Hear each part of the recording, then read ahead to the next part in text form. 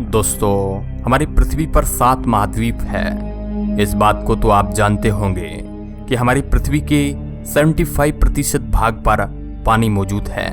बाकी 25% रहने लायक जमीन है, जिस पर हम इंसान, बड़े बड़े शहर, पेड़ पौधे, जीव जंतु सब कुछ मौजूद है। महाद्वीप उसे कहा जाता है जो कि पानी के बीचों बीच जमीन का बड़ा भाग होता है। तो इस तरह हमारी पृथ्वी पर 7 जमीन के बड़े भूभाग हैं, जिन्हें महाद्वीप के नाम से जाना जाता है।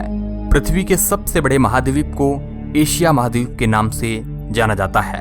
एशिया महाद्वीप 4 करोड़ 45 लाख वर्ग किलोमीटर क्षेत्र में फैला हुआ है, जो कि पूरी दुनिया की 30% जमीन को घेरता है। एशिया का मेन एरिया पूर्वी गोलार्ध में भूमध्य रेखा से उत्तरी ध्रुव महासागर तक स्थित है। यानी सीधे शब्दों में कहे तो एशिया का पूर्व से पश्चिम का विस्तार पृथ्वी के लगभग आधे भाग में है। दोस्तों, इस महाद्वीप में कितने देश हैं? तो चलिए आज एशिया महाद्वीप को जियोग्राफिकल रूप से आसान भाषा में जानते हैं। हेलो दोस्तों, मैं हूं आपका दोस्त सुरेश सांचोरी।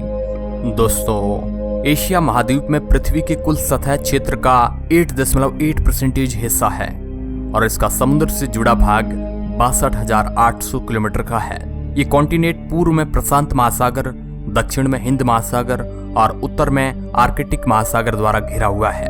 एशिया अपने विशाल भाग को खाली रेगिस्तानों, विश्व के सबसे ऊंचे पर्वतों और कुछ सबसे लंबी नदियों को अपने अंदर समेटे हुए है। दुनिया के सबसे बड़े इस महाद्वीप को 48 देशों में विभाजित किया गया है। इनमें से कुछ कंट्रीज रूस, कजाकिस्तान, जॉर्जिया, अजरबैजान और तुर्की, इन देशों का भाग दूसरे महाद्वीपों में भी आता है। यानी कि ये देश 2 महाद्वीप में फैले हुए हैं। रूस का लगभग 3/4 भूभाग एशिया में है और शेष भाग यूरोप में स्थित है। क्षेत्रफल की दृष्टि से चीन एशिया का सबसे बड़ा देश है और सबसे छोटा देश मालदीव को माना जाता है। पूरी दुनिया की 60% आबादी एशिया महाद्वीप में निवास करती है। एशिया के पश्चिम भाग में यूरोप महाद्वीप स्थित है। वैसे यूरोप और एशिया एक ही टेक्टोनिक प्लेट पर मौजूद है। पश्चिम में स्थित एक लंबी भूसीमा यूरोप को एशिया से अलग करती है। यह तह सीमा उत्तर दक्षिण दिशा में नीचे की ओर रूस में यूराल पर्वत तक जाती है। यूराल नदी के किनारे किनारे कैस्पियन सागर तक और फिर काकेशस पर्वत से होते हुए अंध सागर तक पहुंचती है। एशिया और यूरोप को मिलाकर कभी कभी यूरेशिया कॉन्टिनेंट भी कहा जाता है। अगर बात एशिया महाद्वीप के अंदर मौजूद द्वीप की जाए तो यहाँ पर जापान द्वीप समूह, Taiwan, Philippines, Indonesia, Singapore, Andaman और निकोबार द्वीप समूह, लक्षद्वीप, मालदीव, श्रीलंका और साइप्रस हैं। ये सभी एशिया महाद्वीप के अंदर आते हैं, जो कि द्वीप की श्रेणी में गिने जाते हैं। दोस्तों, कुछ प्राचीन मानव सभ्यताओं का जन्म भी इसी महाद्वीप पर हुआ था, जैसे सुमेर, भारतीय सभ्यता, चीनी सभ्यता इत्यादि। एशिया महाद्वीप में मौजूद चीन और भारत दोनों ऐसे देश हैं जो पूरे विश्व के सबसे ज्यादा जनसंख्या वाले देश माने जाते हैं।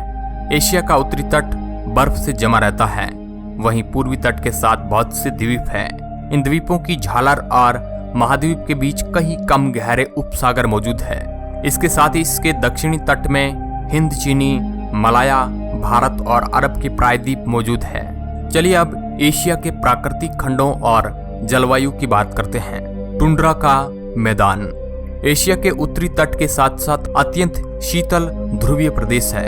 इस क्षेत्र में कई जगह पर बर्फ जमी रहती है। यहाँ ग्रीष्म ऋतु छोटी और कम गर्म होती है। जाड़े में यहाँ का तापमान -13.90 से -45.6 डिग्री सेल्सियस तक रहता है। जाड़े में यहाँ बर्फीली आंधियां चलती हैं। वहीं ग्रीष्म में यहाँ का तापमान 10 डिग्री के आसपास रहता है। काइवन और लीचन यहाँ की मुख्य वनस्पति है। इस जगह पर रेंडियर जानवर को पाला जाता है। ये रेंडियर यहाँ 2 पहिया गाड़ी खींचता है। यहाँ के लोग काफी गरीब होते हैं, जो लेप, सेमोयेद और एकिस्मो भोजन में मछली के अतिरिक्त रेंडियर के मांस व दूध को उपयोग करते हैं और रेंडियर की खाल पहनते हैं। ठंडी हवा से बचने के लिए ये लोग बिना खिड़की के छोटे दरवाजे वाले मकान बनाते हैं। सील की चर्बी जलाकर ये लोग घर को गर्म रखते हैं। रेंडियर स्लेज गाड़ी खींचने के काम में आता है और उसकी हड्डियों और सींगों से हथियार बनाए जाते हैं। साइबेरिया का टेगा प्रदेश टुंड्रा के दक्षिण में उत्तरी एशिया के बड़े मैदान में भी बहुत ठंड होती है। केवल 3 मास कुछ गर्मी होती है। इस मैदान के उत्तरी भाग में सनोबर, चीड़ आदि के नुकीले पत्तों वाले हरे वृक्ष होते हैं। दक्षिण में पतझड़ वाले चौड़े पत्ते वाले वृक्ष होते हैं। ये कागज की लुगदी और रेयन बनाने के काम आते हैं। गेहूं और जौ की खेती की जाती है। यहाँ पर लोमड़ी, गिलहरी, मिंक आदि समूर वाले जंतु होते हैं। पशु यहाँ पर पाले जाते हैं। शीतल पूर्वी छोर में उत्तर पूर्वी चीन, रूस का पूर्वी तट, कोरिया और जापान सम्मिलित है। स्टेप या शीतोष्ण घास क्षेत्र। यहाँ गर्मियों में बहुत गर्मी पड़ती है और सर्दियों में बहुत शीत तथा वर्षा थोड़ी होती है। यहाँ घास के क्षेत्र हैं और गेहूं, जौ, कपास की खेती की जाती है। यहाँ के लोग गाय, ऊंट, घोड़े और भेड़ बकरियां पालते हैं और यहाँ के निवासी नमदे के घरों में रहते हैं। मध्य पठार। एशिया के मध्य में पामीर, सिकियोंग, तिब्बत, मंगोलिया आदि का ऊंचा पठारीय प्रदेश है। हिमाचल पर्वत समुद्र की मानसून हवाओं को यहाँ पहुँचने से रोकता है। इन क्षेत्रों में बारिश बहुत ही कम होती है।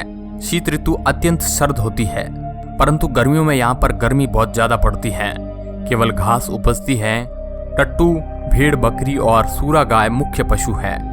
मंगोलिया में लोग घोड़ों को ज्यादा पालते हैं। भूमध्य सागरीय खंड। भूमध्य सागर के निकट तुर्की, सीरिया और इजराइल देशों में बारिश सर्दी के मौसम में होती है और यहाँ पर सर्दी कम पड़ती है और ग्रीष्म ऋतु बड़ी शुष्क होती है।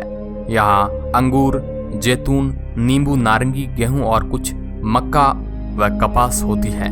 घास यहाँ पर उगती है जिस पर भेड़ बकरियां पाली जाती है। सहतूत के पास पत्तों पर रेशम के कीड़े पाले जाते हैं। मानसूनी खंड। Bharat, Pakistan, Bangladesh, Sri Lanka, Myanmar, Thailand, Vietnam, Laos और फिलीपींस द्वीपों में ही मानसूनी हवाएं चलती हैं। गर्मियों में जलवायु गर्म और वर्षा में और सर्दियों में सर्दी होती है और वर्षा थोड़ी होती है। इन मैदानों में चावल, गन्ना, नील, गेहूं और तिलहन और पर्वत के ढालों में चाय और कहवा उगाया जाता है। बंगाल में पटसन बहुत होता है। जापान, चीन और भारत के कुछ भागों में शहतूत के पत्तों पर रेशम के कीड़े पाले जाते हैं। क्वेश्चन पूर्वी छोर में पूर्वी, दक्षिणी और मध्य चीन सम्मिलित है। यहाँ चावल, गन्ना, गेहूं, चाय और कपास की उपज होती है। भूमध्य रेखीय खंड। एशिया के दक्षिण पूर्व में मंगोलिया, इंडोनेशिया और फिलीपींस द्वीप समूह के दक्षिणी द्वीप भूमध्य रेखा के आसपास है। वहां पर वर्ष भर कड़ी गर्मी पड़ती है और साल भर घनी वर्षा होती है और घने वन पाए जाते हैं जिनमें रबर, आबनूस, महोगनी, नारियल वृक्ष पाए जाते हैं। तंबाकू, गन्ना, साबूदाना, केले और चाय की खेती यहाँ पर की जाती है। अब दोस्तों, अगर एशिया की अर्थव्यवस्था की बात की जाए तो एशिया की अर्थव्यवस्था यूरोप के बाद विश्व की क्रय शक्ति के आधार पर दूसरी सबसे बड़ी अर्थव्यवस्था है।